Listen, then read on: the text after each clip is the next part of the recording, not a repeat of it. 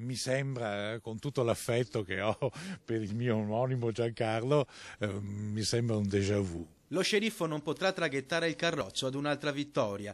Questa è la reazione di Giancarlo Galan alla candidatura a sindaco per la Lega di Giancarlo Gentilini. Secondo l'ex governatore del Veneto, il prosindaco di Treviso non ha più l'età per correre per Cassugana e gli consiglia di cercarsi un'altra occupazione. Quando si hanno così tanti anni, anche se si è gloriosi, forse è meglio fare, occuparsi di arte, occuparsi di cose belle. Super G tornerà in pista nonostante i suoi 83 anni, ma secondo Galan il PDL non dovrà appoggiarlo. Cosa siamo? Quelli che vengono chiamati all'ultimo momento su cui si discute se possono o meno.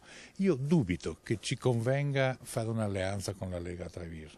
Forse ci sono altre cose da fare e anche altri candidati da sostenere. Ma il Popolo della Libertà è diviso. Il capogruppo del Consiglio Comunale di Treviso, Fabio Crea, vede in modo positivo la discesa in campo dello sceriffo e pensa che l'alleanza con il Carroccio possa continuare. Mi sembra che sia una scelta apprezzabile e ampiamente condivisibile da parte dell'alleato della Lega.